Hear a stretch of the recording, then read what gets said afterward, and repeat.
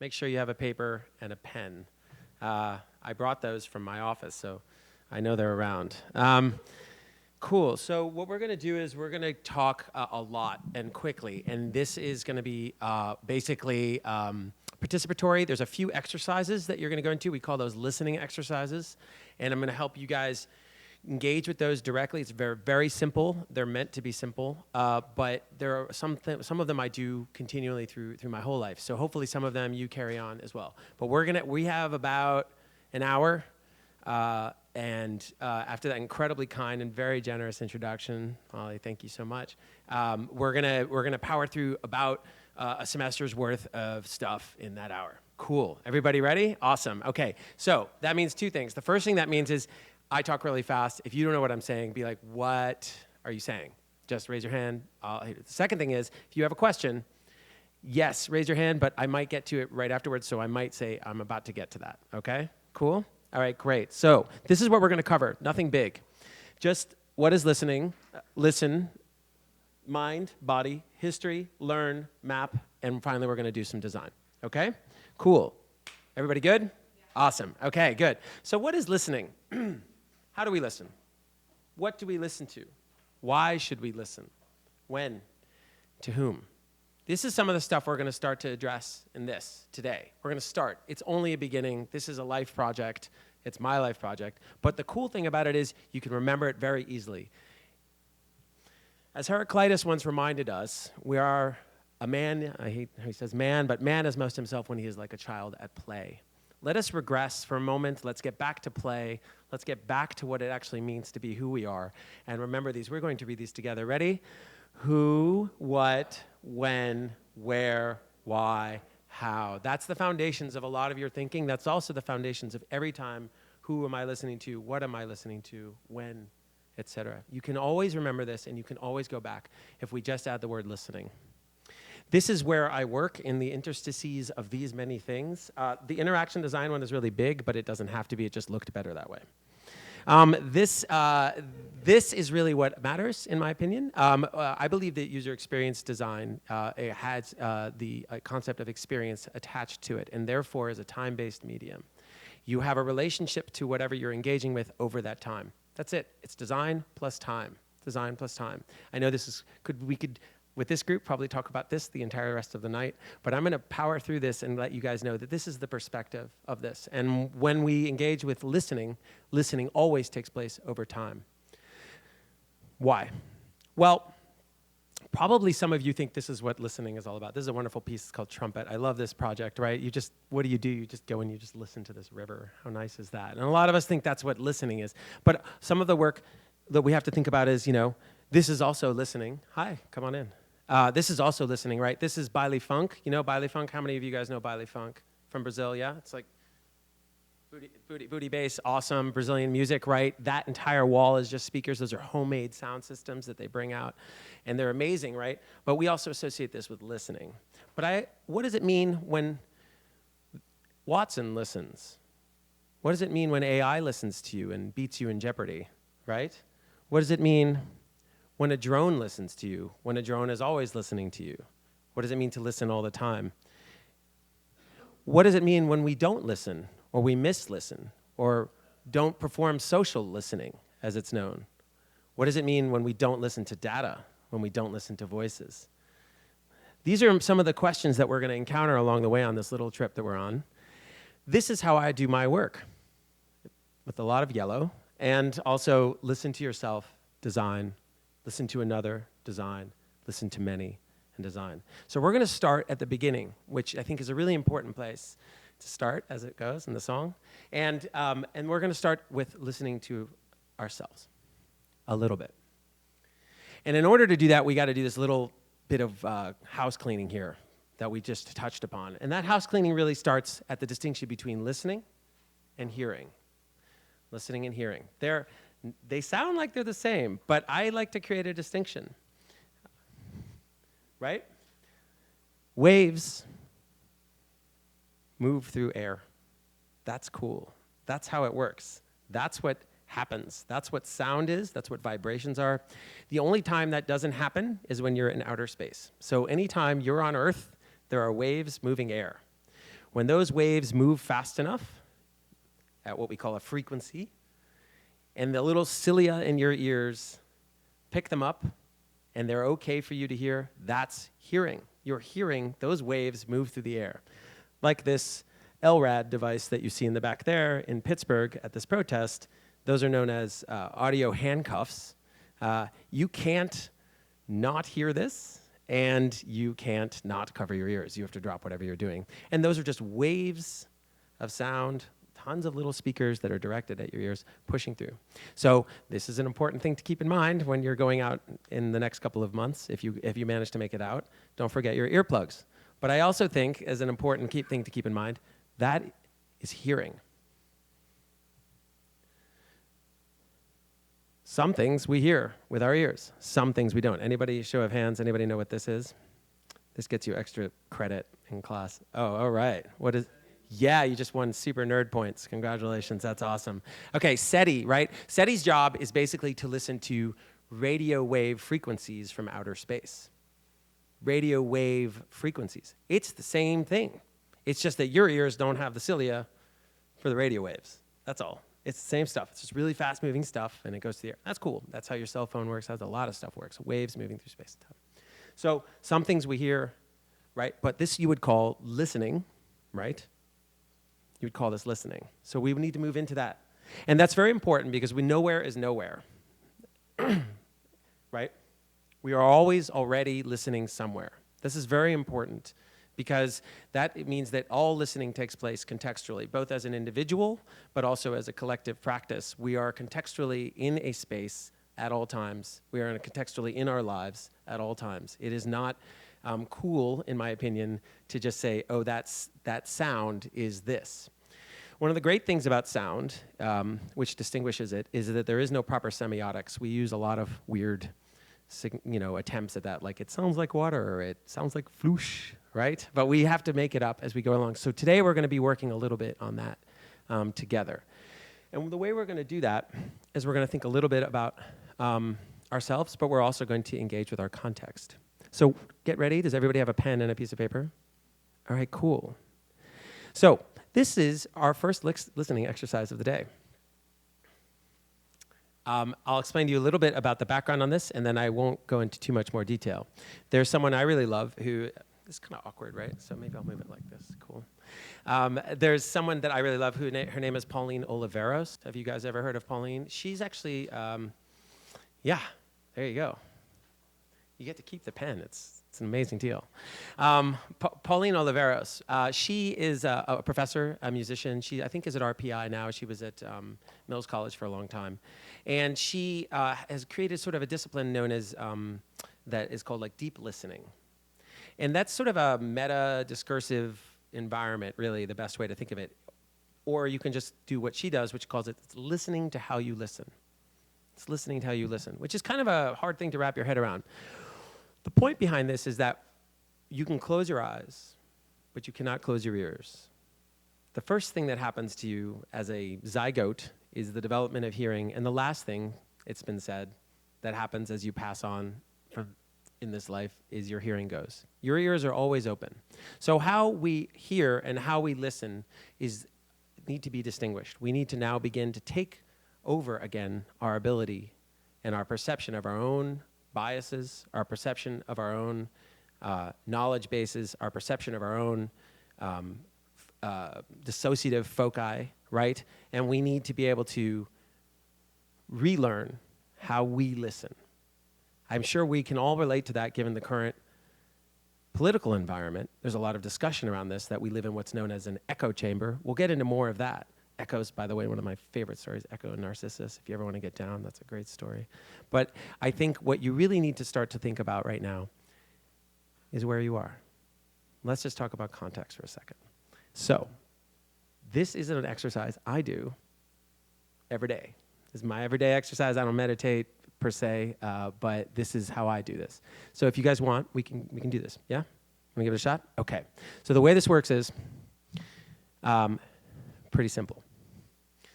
I'm going to set a timer, and when I say go, you're going to close your eyes, but not until then.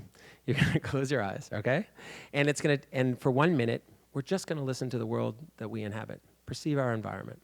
when I say go, or I'm sorry, you're done, I want you to write down in words, your own words, what you heard, and then draw a little picture. The whole thing shouldn't take more than 3 minutes, 4 minutes tops, okay? So everybody understand? When I say go, you write down what you heard, and then there's, after that, we'll read a few of them back. All right, you guys ready? Everybody ready? Everybody know what to do? Okay, close your eyes and go.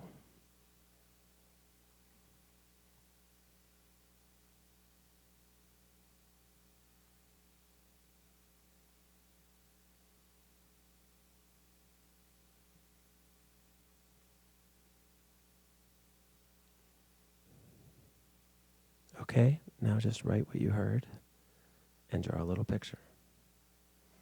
No extra points for good art.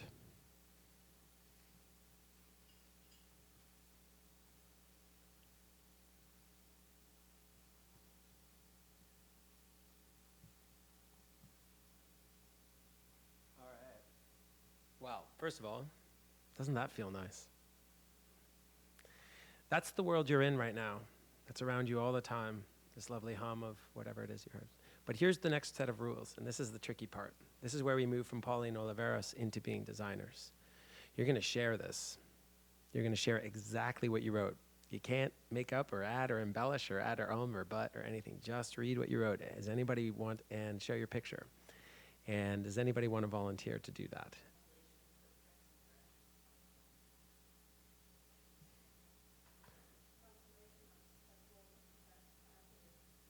So this is great. So I do this every day. I go from this into writing science fiction stories off of HVACs. This is a great creative exercise that I really love, that what I like to call seeing with your ears. It's really something where we start to open ourselves up to the environment. Hi, come on in. There's some seating around, yeah. Make sure you get a pen and a piece of paper if you just arrived. So it's called seeing with your ears, really. And what we really start to do is we start to develop a vernacular for sound, because there isn't one, right? There's no semiotics. What is your breathing versus somebody else's breathing, right? It's sort of like you really throw into question the basics of sort of sign, signifier, and referent. You really start to do that with sound. It's a great way to kind of penetrate and get through that environment. But also, you can really do it. You can create your own language. Like if we look at somebody like Armour Schaefer, this is the fellow that ran a school of listening out of Canada, and he developed the word, or his group developed the word soundscape. And this is a piece of what he would call music. And you can see that it uses some traditional forms of notation, but what is this? You know, is that the wind? Are they birds passing? What is that? So we start to really sort of push on the domain of traditional notation, what the pictures you just of notation, and really start to move into questions of design and design ideas. There they go. Okay, cool. So you guys have done an amazing job of your first exercise. I do that every day. It takes 3 minutes, 4 minutes. It's my form of meditation, but I like to make stuff for my meditations. I can't just chill, obviously. So we're going to get into another section here right now, which is, I think, important, because we just covered off on listening, the entire history of listening and everything in the universe in about 6 minutes. That was great. So we're going to head into the next easy section, which is called the mind. So in the mind, we really need to learn to listen to ourselves. You know, not just ourself, but ourselves. And we really need to start to unpack what those are. What are those selves, and how do we listen to them? And this is really done. This is kind of, I ask that that you all take a bit of a move. This is a bit of a move here. So I'm going to ask you to take this with me and understand it in relation into the concept of language.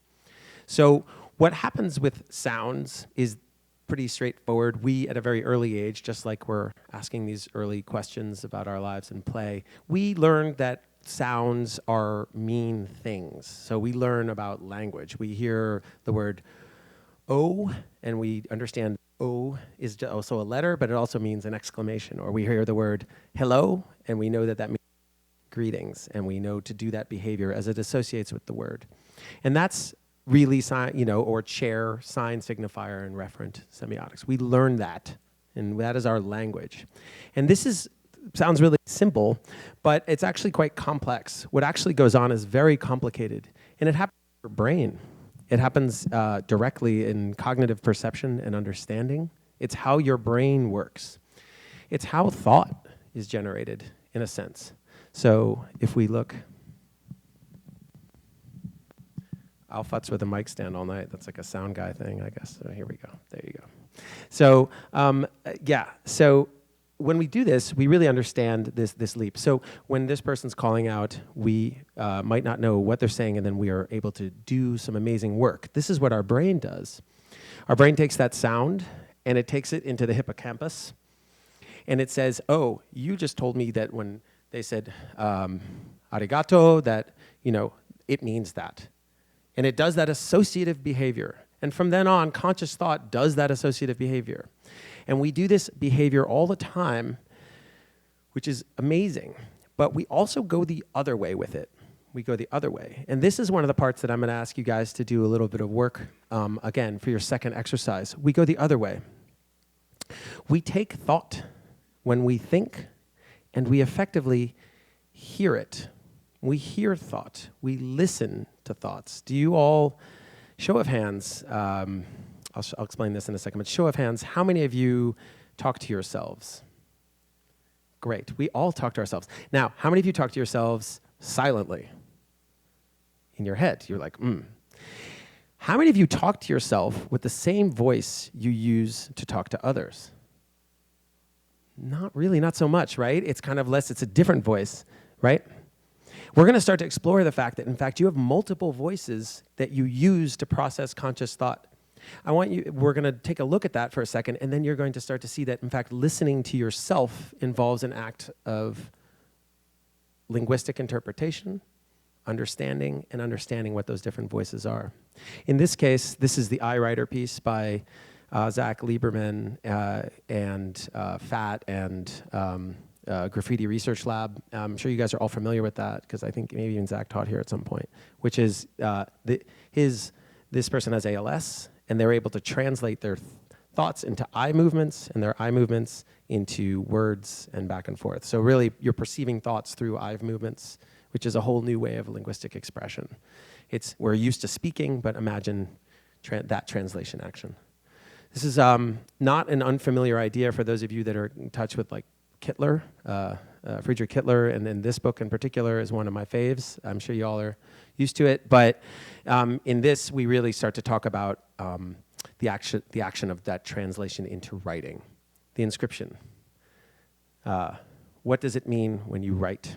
And for Kittler, and for me to a certain extent, having done this a bunch of times with people, I've found that a lot of people, when they go to write, they hear what they're writing as they write it. So we're going to take our second exercise really quickly and check this out and see which voices you write with. So if you guys are willing to, we'll do our second exercise, yeah? Cool? Okay, so find another little piece on this piece of paper. This will come clearer in a second. Is all thinking a form of listening? So what we're going to do is, for the next 2 to 3 minutes, we're just going to write. I'm just going to ask that you write. But wait until I say go. You guys are all cheaters. That's amazing. Overachievers over here. We're going to write a short phrase that you don't have to share or you can share about where you grew up. And while you're doing that, I just want you to pay attention to what you're doing. Just pay attention to how you're writing. And that's it. And then we'll discuss it afterwards. Okay, you ready? So just a short phrase about where you grew up. You ready? All right, go ahead.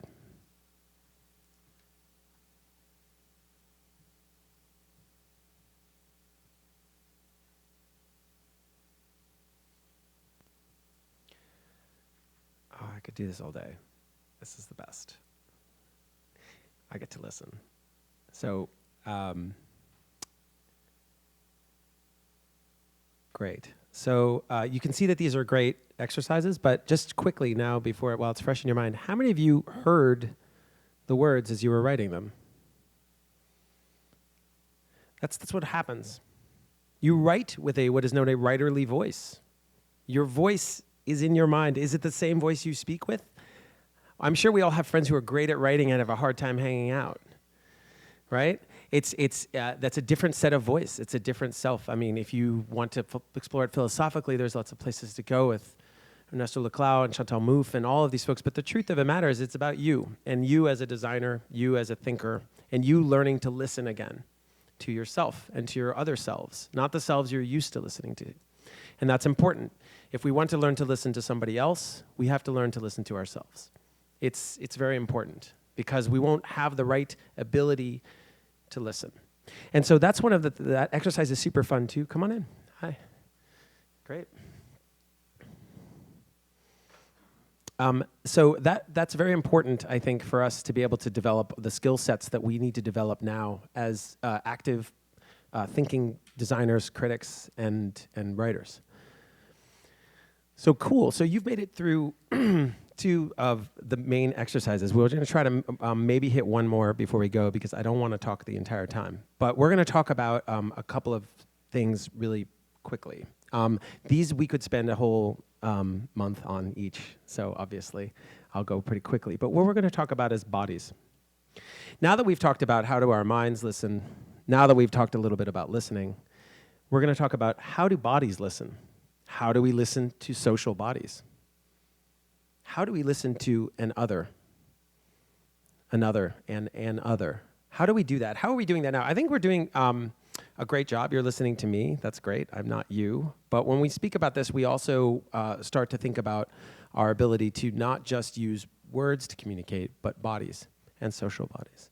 This is a project that we did, and it's a commercial project with Giselle, and I put it in there because it actually is, I was really surprised something I worked on commercially had something to do with what I talk about. This is a project where she actually ignored what everybody was doing socially. These are all tweets in real time behind her, and she ignored it, and she willed what she wanted to do. She just worked out. And many of them were critiquing her body. Many were saying, oh, she's acting like an athlete, that's terrible, or she's doing, it's very critical of her body. Her job is essentially around her body. And so it was an interesting kind of example. And so we can listen to bodies. They say things. If through the years of philosophical discussions that we can have, but we know that the bodies are social. You're always already social.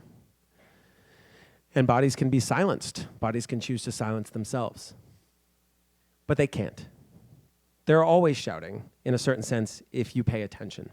So we see that move that we just discussed, which is really conscious thought as attention, conscious thought as listening. What is this? No words are being spoken, and you can't imagine almost a louder image. You can't imagine almost a more vocal image, in a certain sense, when no sound is being made.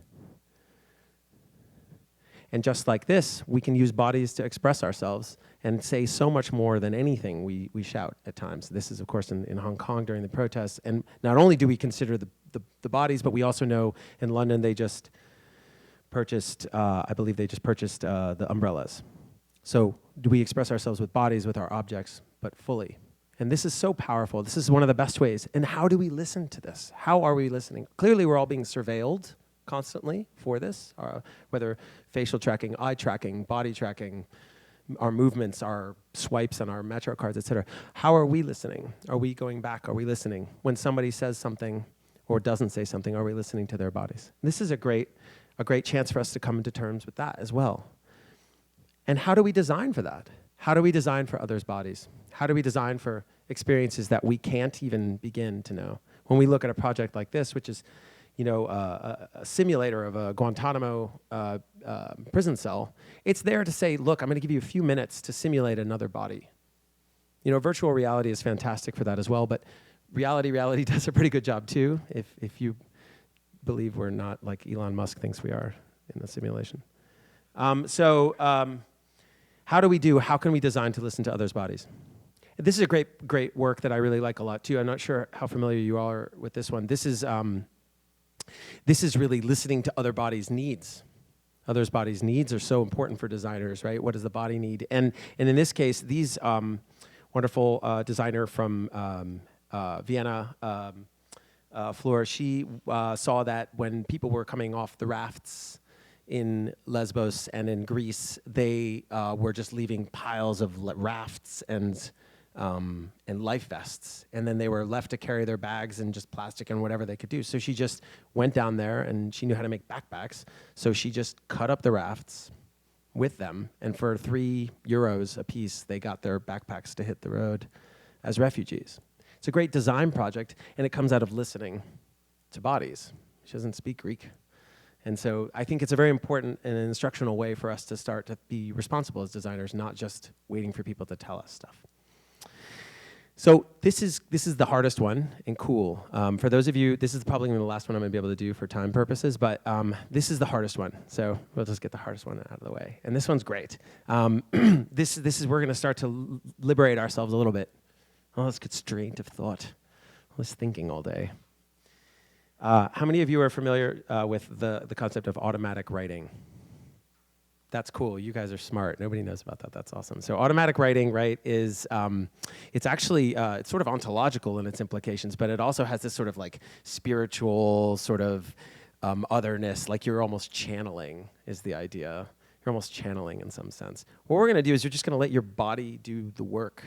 We're going to try to free your mind for a second. We're going to see what would it be for you to write without hearing the words. Without hearing any of the words, liberate that for a second. I know it's kind of crazy. So to be clear, if it looks like you're 4 or 2 or 1 year old, you're doing a great job.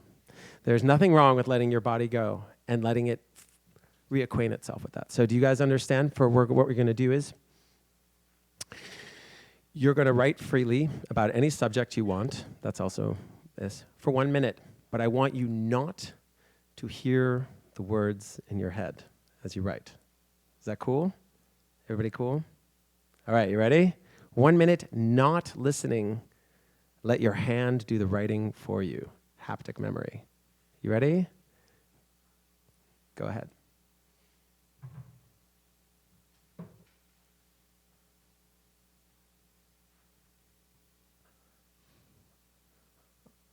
All right, cool. We have to go fast today. First of all, show of hands. How was that difficult for anybody? Show of hands. Yeah, super hard. I told you it was like super hard to do. It's like a super basic thing, but it's super hard to do. Why was it difficult for anybody? What happens? We're really encumbered with that. And again, yeah. Were we supposed to be writing words? You just write. Just let your haptic memory take over. And the thing about that is it's really hard to do that because we actually aren't used to listening to ourselves listening. Deep listening to yourself listening. Now you are listening to yourself write. You're listening to how you listen to your thoughts. We're perceiving our perception. It's kind of meta, it's sort of heavy, but it's also kind of amazing because what you then do is people who are writers often do this anyway because they write fiction with different voices, right? And they try to embody or understand their characters. And this is also, we are characters. We are embodying that. And we listen, usually, pardon my French, we listen like shit. We're usually terrible listeners. We're great makers. We're great, especially in New York, we just make tons of stuff all the time. Oh my God, we're doing all this stuff. And it's just great. But we don't really listen to ourselves very well. And so this is a great exercise to really play with that. After a while, you just get, did anybody like zone out? Anybody get into the zone? Yeah? Yeah. What did it feel like? It was relaxing? Yeah. It's super relaxing. It's liberating. So all 3 of these exercises that we've just done, a lot of them are great exercises to keep working on, to sort of liberate yourself as expressive individuals, as creative individuals, but also as thinkers and listeners. So this next part is kind of crazy. So I'm just going to go and drop this your way. This is the hard part. So we've done a pretty good number of exercises to listen to ourselves. We've done a great job. You guys are amazing at doing that. I'm super patient. Now we have to move on to trying to listen to an other. Okay, so in order for us to talk about this, this is only going to take 18,000 years of history in 8 minutes. So it's super great. It's super fun. You're going to have a great time with this. It's just 8 minutes of your life. I know you all probably know all of this already. So if it's, but really we're just going to start at the beginning a little bit. So this is stuff that you're familiar with, right? These are cave paintings. And we already see a story. We already see the desire to communicate. We already see writing, inscription. And we imagine that, and we imagine the light of the cave being illuminated by maybe a fire and somebody telling this story, and this beautiful story of wanting to try to communicate to another. And we inscribe that, and we can read this, right, our own ways. Who knows what that maybe bison thing is doing that for? And what is that bird all about? Like, it's just like a special bird? I don't know. But we can imagine, and we move that into our lives through narrative, through storytelling, through communication. User experience, which is design plus time, is the same method as storytelling. It's over time. It's communicating over time. It's perceiving time. And we have to learn to listen to those stories. And we just jump ahead a few years. This is around. So when we start to think about communication, we inevitably move into sort of the expansion of the Greek and Roman empires. So one of the things most people don't know is they were obsessed with encryption. They had a whole encryption key system set up, which was amazing. They were doing this on one-to-one communication. We're going to see, I just want you to bear that in mind, because actually we're going to see that we've kind of moved back in a really interesting way.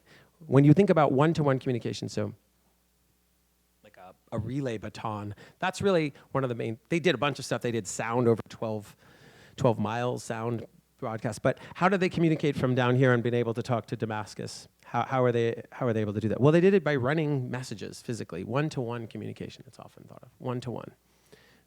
And as they also did use a little bit of this, which is optical telegraphy.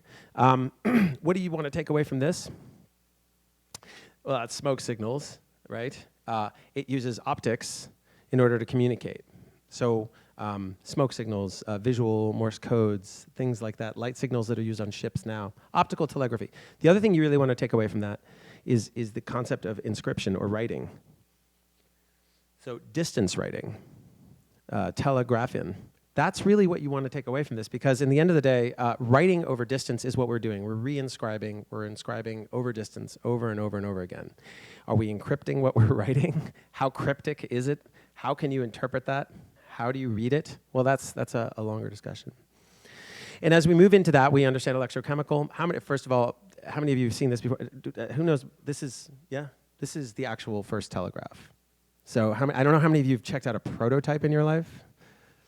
This is the first. This is a this is awesome, right? It's electrochemical communication. And Samuel Morse, even though he sent a message, about the wrath of God, I guess, on the first messages or whatever. The truth is, it's a really amazing, huge seismic leap of just sending single pulses of sound over distance.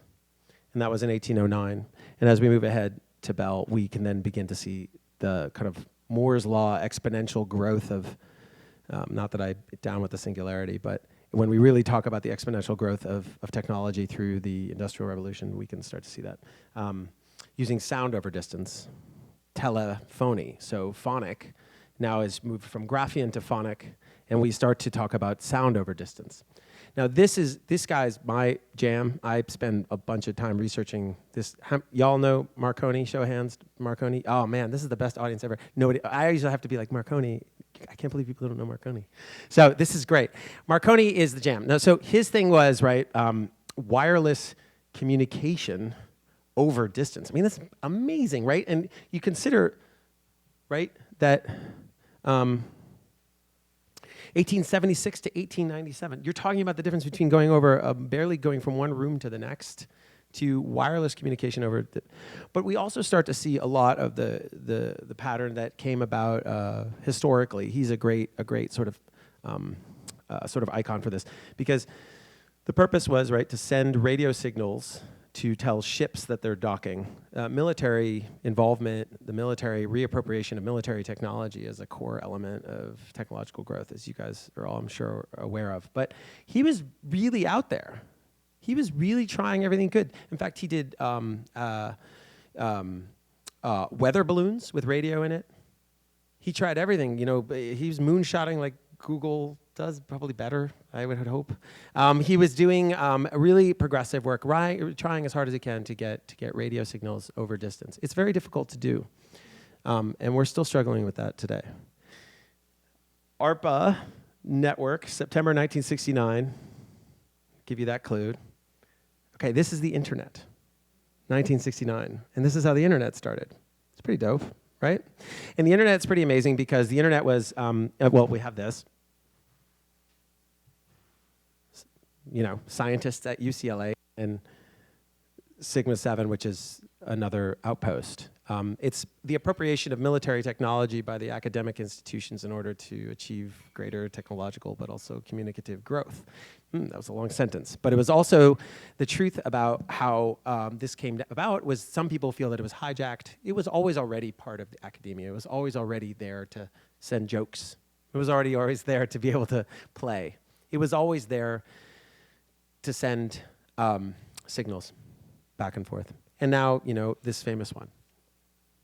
So when we really talk about what we're dealing with right now, we have to look at this. And this is literally one of the last 2 slides of this whole section. So I know you're bearing with this history section. But so everybody's familiar with this? Anybody's seen this before? Okay, so cool, 30 seconds or less.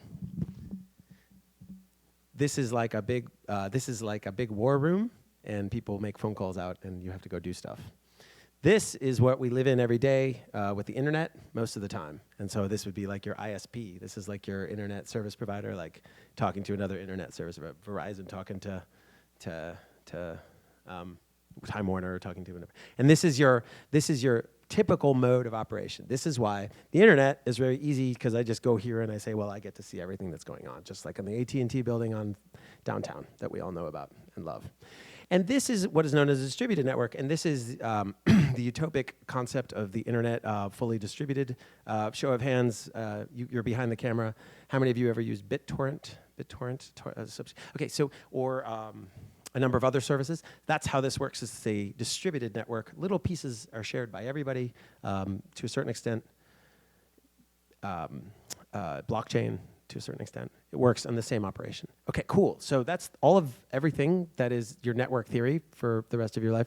Why does this matter? Because it actually matters because it's all awesome looking and it's all wonderful and theoretical, but this is actually the internet. This is the internet. This is your internet. This is one of my favorite websites. If you ever want to look at this website is like the coolest website in the universe because it almost never changes, but it's dynamic. And that just makes it awesome. It's the slowest website in the world. And it's called submarinecablemap.com. And I can tell you that recently, very exciting news, a new cable.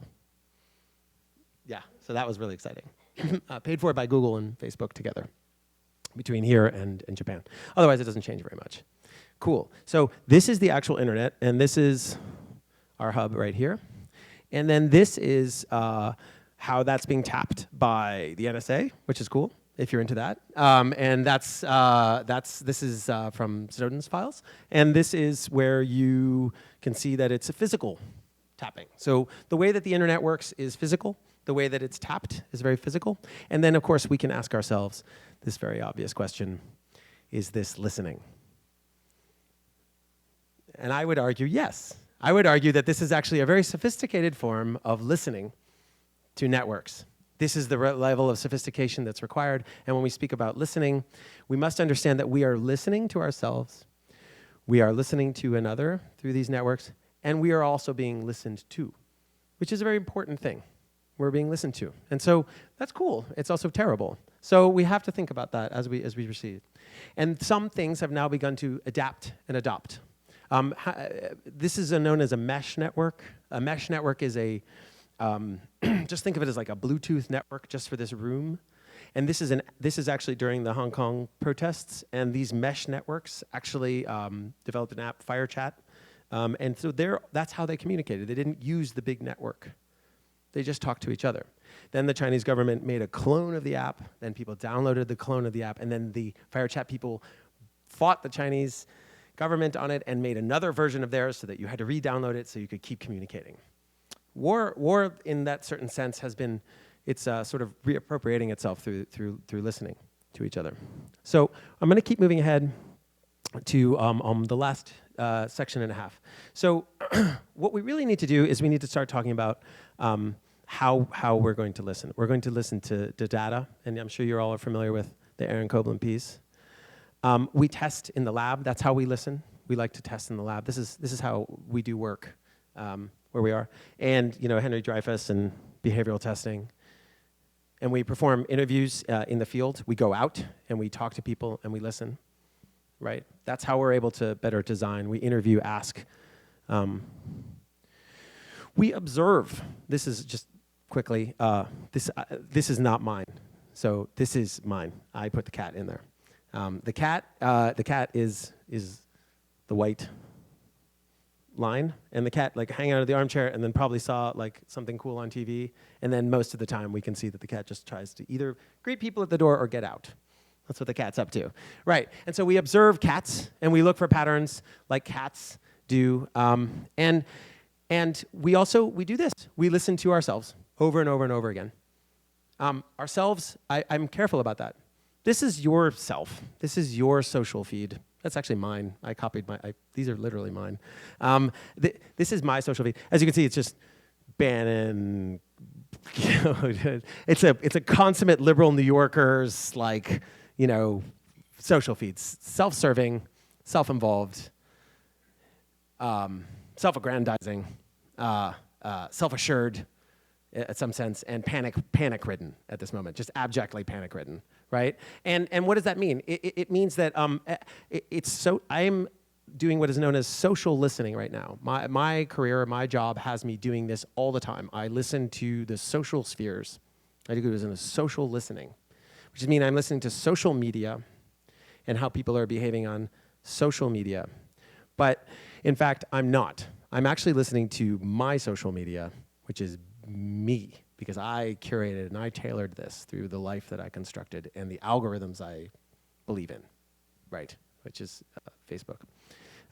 By the way, just like a call to action, just if Facebook did like a click which was like me and then the other one just said world, I'd love to see what the world is listening to as a drop down. That'd be a different feed, I think. Okay, cool. So we don't have time to do this one, but we're gonna move right on to the next little section. So what do we do with all this listening? What do? We discover patterns. Y'all are familiar with this. This is, of course, the Naked City project from Guy Debord. This is my city, yes? So I listen to my patterns. I look it out, and I map out my psychogeography, and I mapped out my city, and this is his Paris, and it's fantastic, right? This is a project I love. This is somebody's Baltimore, but on bike, and they decided to map a map onto Baltimore of the world via GPS, anonymously. It's a great project. And so how is it used? How are we using the system? This is just like a Strava type app. It's just an app that tracks your GPS and allows you to draw. So how do we use these systems, right? And we look for behavioral patterning. So this is the $1 Million Blocks project. Are you all familiar with this? This is out of Laura Kurgan and the group up at Columbia. It's a great project. It shows basically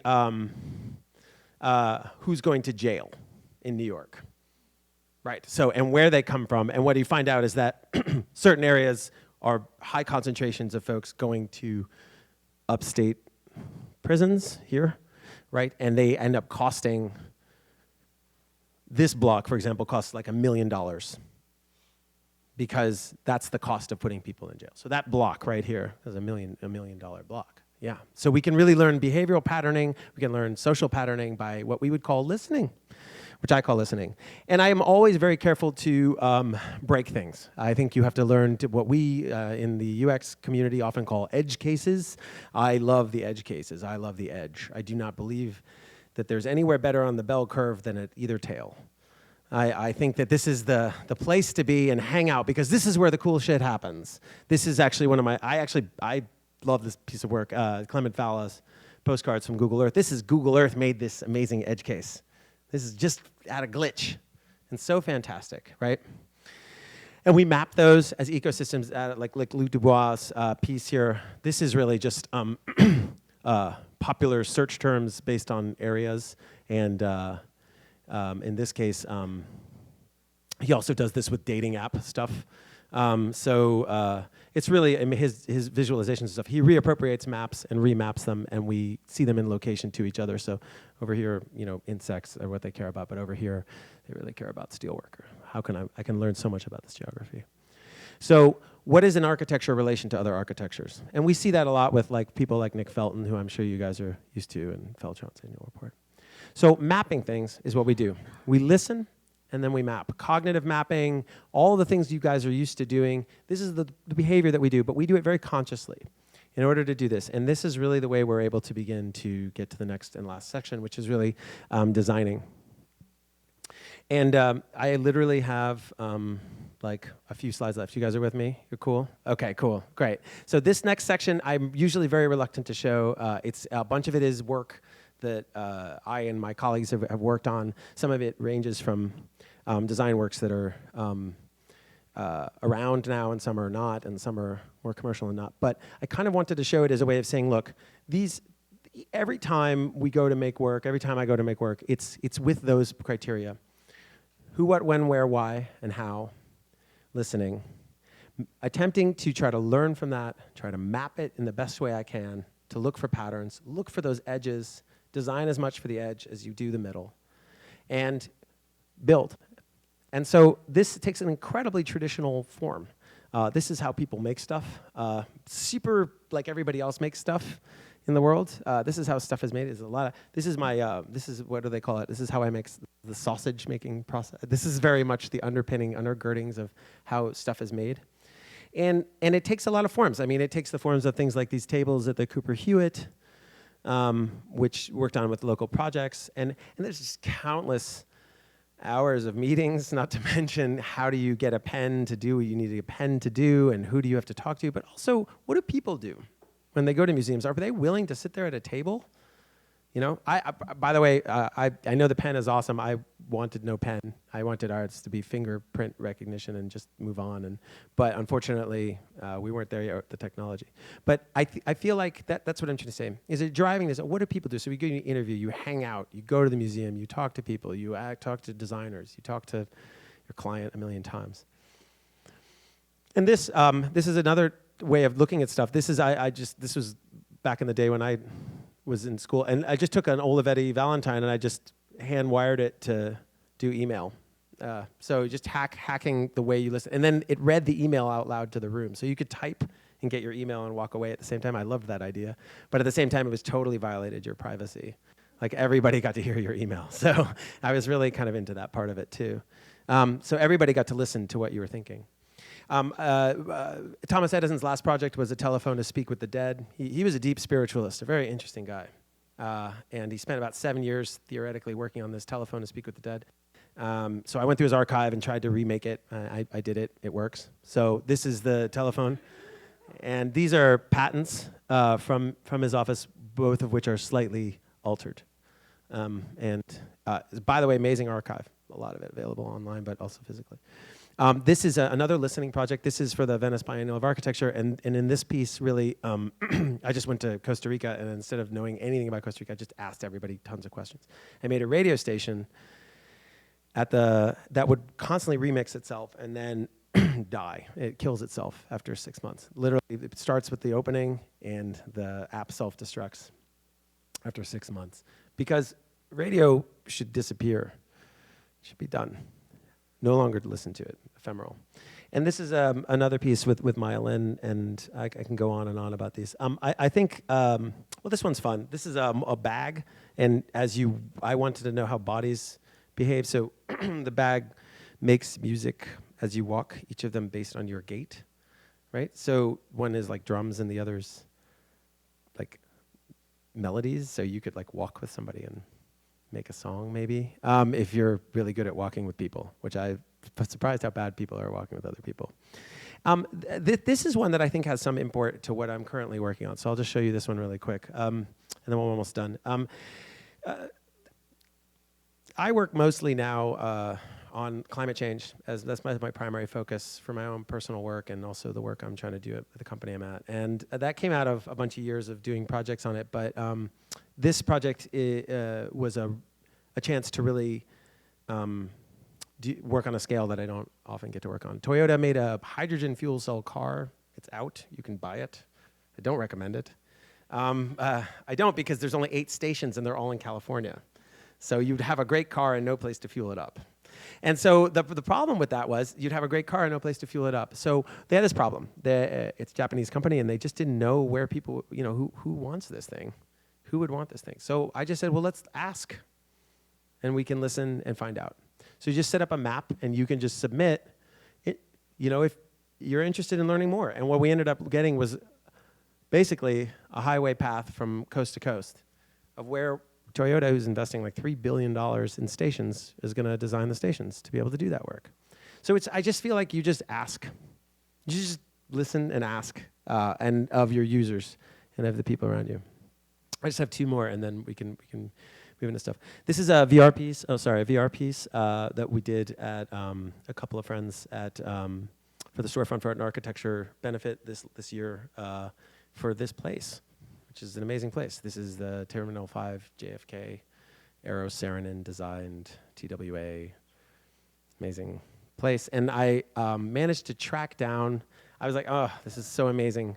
And VR is usually so terrible. So how do I make this not be, all I just wanted not to be terrible first. And then the second thing was, okay, how could I make something that people would, what would it be to be site-specific virtual reality with no budget, $0.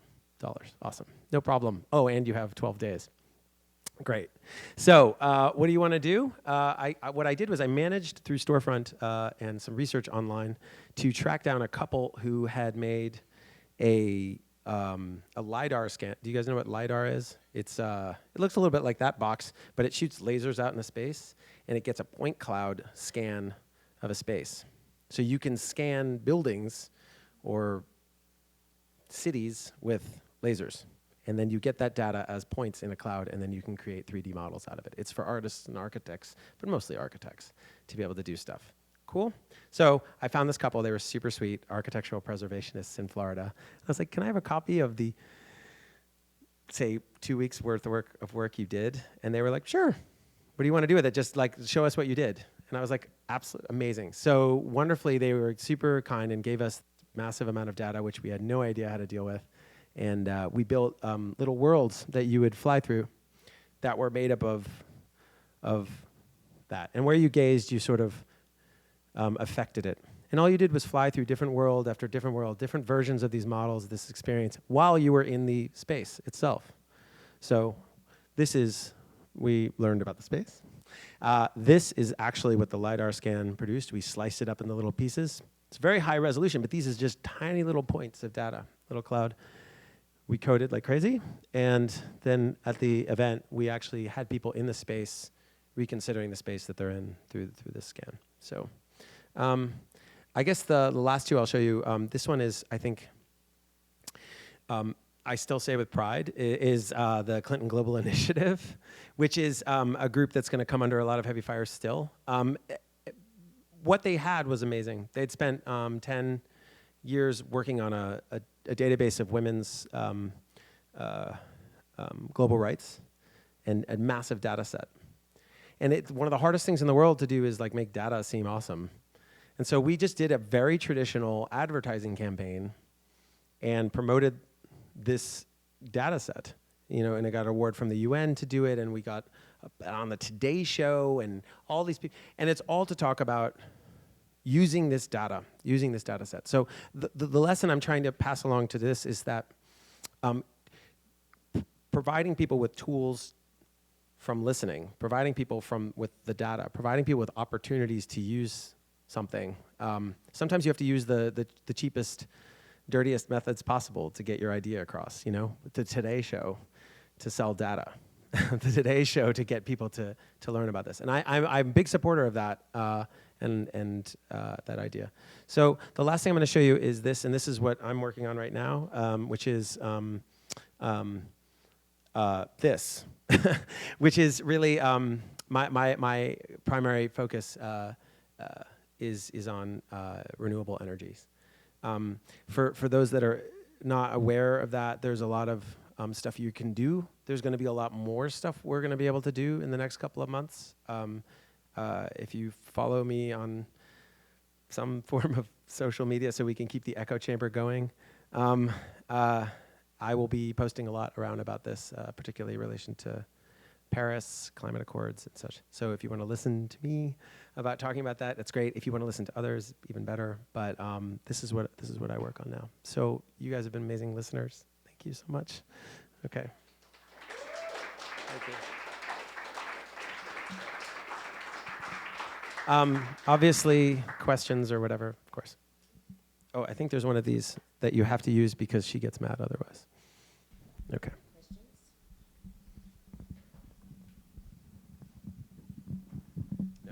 just answered it all. It's done. I have Anybody a have a question thought? for you. Okay. So you said you do social listening as part of your work.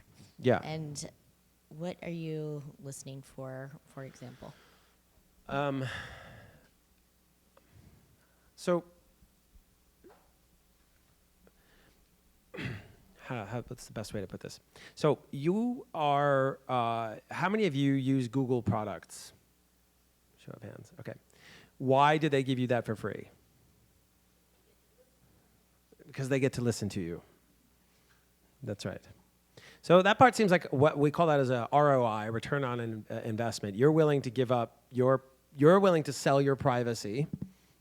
You're willing to sell your privacy for the return for certain amounts of space that you can take ownership of. Your email or your Google Drive or your docs. You're selling yourself. You're essentially selling your body and your mind, your privacy for that. Well, that's pretty crazy and creepy, I always thought, right? But cool, it's fine. Then there's even the next level of madness. And the next level of madness is social media. Social media is not only you're not just selling your privacy to a company, but at the same time, you're selling your privacy to the world. And I buy it. I buy it. What do? I take your data not just in aggregate, but in targeted ways. I look at it, I find patterns, and then I retarget with new stuff for you, just for you, because I believe that you will buy it. Right. So I listen to you are bought and sold like 3 or 4 times every time you make a post. It's crazy. Okay, so what is the return on investment? That's the question you ask yourself when you use social media. And it's huge. It's huge.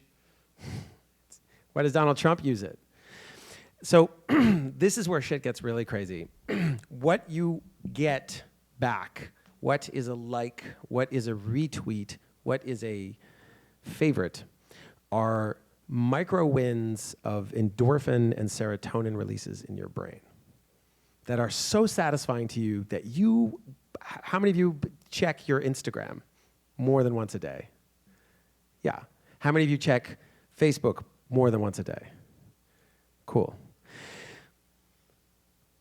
You become addicted physically to that, and I use that in order to target you and sell you more things.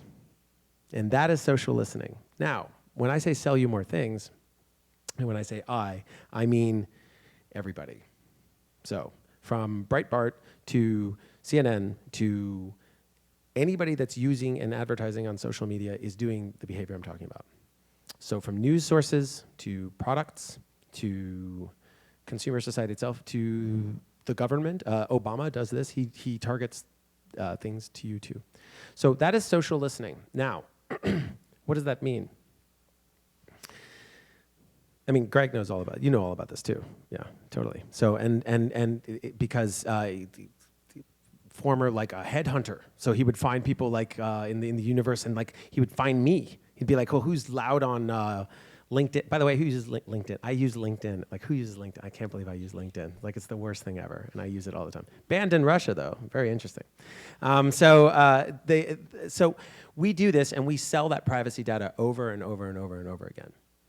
And that is appropriated and done. Now, the cool part about that is it goes both ways. So if you got a bunch of your friends together and you really put a movement together that really had something to say and was very loud and very noisy, you can do a lot. That's one way. And then if you're really smart and you go the other way, you can do what that recent person did where they have 40 followers on Twitter and they got 16,000 hits, which is how fake news gets generated. And that's how the argument around fake news, the algorithm that's reading for fake news is looking in part to how powerful you are as an individual and whether or not you have the authority to make the claims you do. That's what Google and Facebook are doing. So bad social listening on the part of Facebook and Google, they did bad listening. They listened poorly to news. Does that make sense? So they did bad social listening. So yeah, Is that a very long answer? Yeah, but that's because there's no other questions. Are there other questions? I think, oh, good, yeah, good. Yeah. In a commercial setting, it seems that you do everything. Like Me? Where you work. So what is that place, the sweet spot that you work in? Oh, geez. The sweet spot I work in is this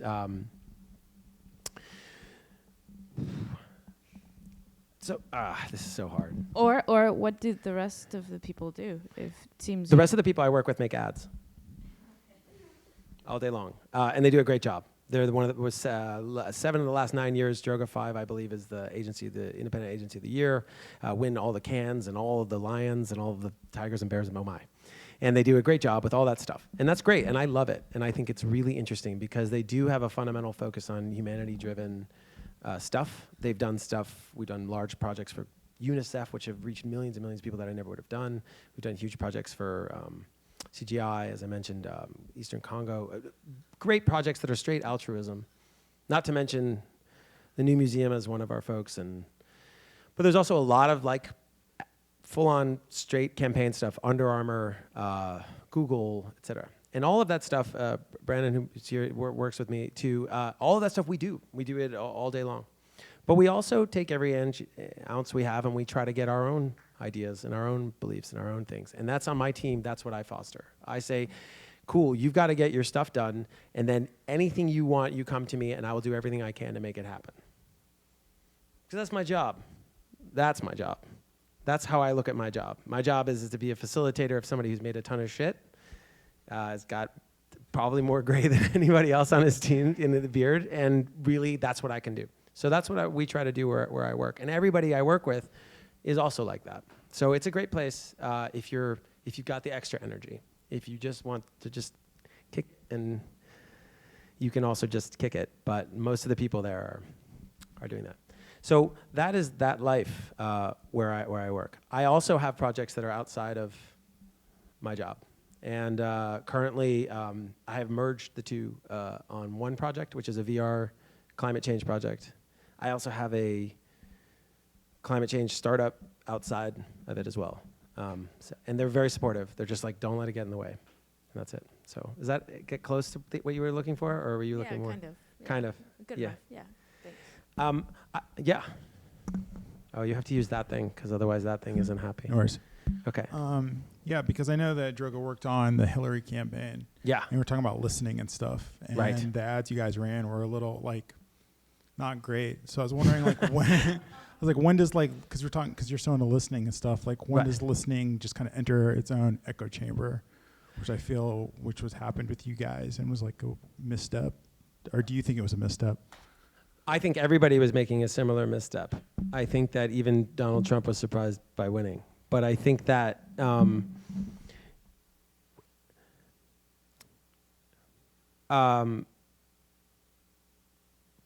television is really good at screaming at people.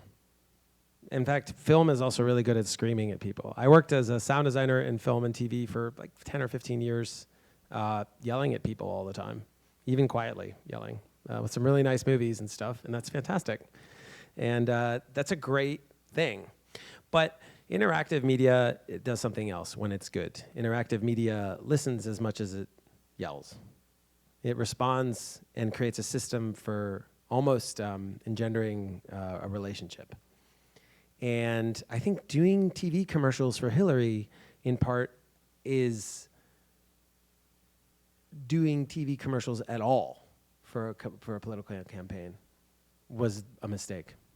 Like, I think that if you look at the power of social, Donald Trump ran, it was like $10 million of television. She ran on $86 million of television, $100 million of television. We need to refigure, I mean, not to get McLuhan about this, but we really need to look at the medium and look at the message and say, look, in fact, this is a social media driven experience. This was an interactive, engaged, real-time experience. And if you look at Hillary's social presence, it's actually stayed uncomfortable, calculated, managed, overproduced, et cetera. And that to me is actually where I would start to say, yes, it's an echo chamber, but more importantly, what is your brand? is a certain sense? Is your brand one that projects flexibility, movement, reaction, quick on your feet? Took her like 18 hours to reply to something that should have taken 2 seconds. So I think that's actually, it's more of a seismic shift of, okay, were your TV ads any good or not? It's more like, and I'm sure Droga's not happy that I'm saying this, but it's more like TV. Why are you running TV ads now? The efficacy of that, the trackability, the reaction, the ability to respond, We did run one good one, though, I will say, just out of defense, which I liked, which was about women, the young girls. I thought that was very effective. It got a lot of traction. It got a lot of sort of interest. But for whom is the question? Like, who's watching that? Like, right? And how are we tracking that? I think a 30-point gap from Nate Silver, who was the most conservative, that's where you really need to start to look at. How are we doing listening to others? How are we listening? And that's where your gap, that's where your listening breaks down. I'm from Ohio. My parents are even here. What's up? Go parents. Nice to see you guys. Great. I was raised in John Boehner country, Miami University of Ohio, Oxford, Ohio, tiny town, super conservative. Ku Klux Klan marched in my town when I was 16. Real Americana, go for it. And we did super well there as liberals. It was fantastic. And anybody that comes from that, I was the most nervous. I was the most uptight. Everybody was like, "You're crazy." I'm like, "No, because we're not listening right. We're not. I know these people, and they're deeply afraid of things they don't understand, and we're just not asking the right questions. We're just asking, who are you going to vote for? That's not the right question." I'm sorry. So do you tell your team that, or how does that? No, seriously. How does that work out? If you're like, "Hey guys, I think we should do this," but the stats say something totally different. So, well, I guess we go with the stats. But do you just go with your gut, or do you just follow numbers? So, in the section that we were looking at tonight, that I kind of blazed through pretty quickly, it's like different listening methodologies. I would say that the speed at which we were given the chance to do the work for Hillary was super limited.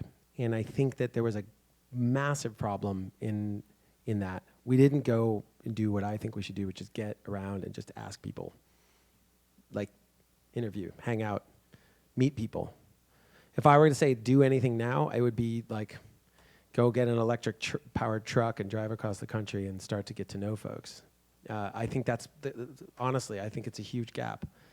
But I feel like that's because just listening to, we were all listening to data, and we were all listening to our client, and our client was like, "Talk about this." And we're like, "Okay, we'll talk about that for a while. Talk about this. It's what the hot topic is now. Okay, we'll talk about that." But really, we could have gone back and said, people are just really worried about keeping their job. And we should just come out with an ad that says, "You're going to keep your job if Hillary's president." That probably would have been the ad I would have run. Nobody asked me because I'm just the UX director. But someday they might. That's a great question. Yeah. So I was just wondering, I'm really interested in, the sociology of social networks and broader in general, in this applied way. Would you recommend any programs or resources? Where would you get this information? Ooh, there's so much good stuff on that. The sociology of social networks. I would say you should go to sociology. I think you should look at Pierre Bourdieu. Bourdieu, yeah. I would say looking at how he maps human behavior is one of the first places I would look. Super funny. He super hated on Foucault all the time, even though he loved him. And he has, what is it? Like and Edward Said too. But he has a book on the something. It's not Representation of the Intellectual, because that's the Edward Said one. But there's something intellectual. I just spaced on it. I don't know if any of you guys know it. It's great. He just does like a massive 4-box cognitive map of all French intellectuals. It's like 400 intellectuals. He qualifies them on cultural capital versus economic capital. So I'm sorry, how do you spell his name? Oh, sweet. I think I can do that. Bourdieu. Pierre Bourdieu. Unfortunately, no longer with us, but an amazing sociologist. I would take a look at Bourdieu, and obviously the lineage that he comes from, which is French philosophical think, but also like Wittgenstein, Weber, Marx, Frankfurt School. And then you can kind of get a sense, because a lot of the cool stuff that kids are talking about right now has kind of been handled by the older school. Like a lot of it, like a huge chunk of it has been kind of mapped out and carefully kind of looked at. On the newer side of things, if you really want to get into that, everybody wants to know how do social networks work. I think that some of the folks over at New School with the Mackenzie Wark, Trevor Schultz kind of school over there, there's some interesting stuff going on how they handle and look at the exploitation of digital labor in order to generate social media and stuff like that. That's the stuff I would look at, because you can find the facts out super easily. Numbers of hits and what's hot and what's not and what's growing and what's not, and like Snapchat versus, Instagram and that kind of stuff. That's easy. You Google that. But the heavier stuff is over there. Yeah. Thank you. Yep, you're welcome. Cool. I have like 4 more minutes if you guys want anything else. Yeah. What would you like to stop listening to?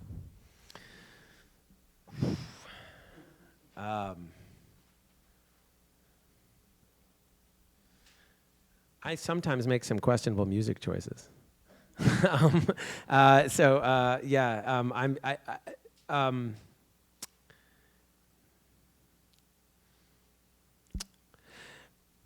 It's super trite. It's one of the oldest trite statements around. But when Henry Ford was asked, about design, he said, if I had listened to everybody else, I just would have built a faster horse. It's attributed to him. And I think that sometimes, and I hang out with my crew, and I'm like, sometimes y'all just sit down, write it out. What's going on in your head? What's your idea? Stop, block out the noise, sit down.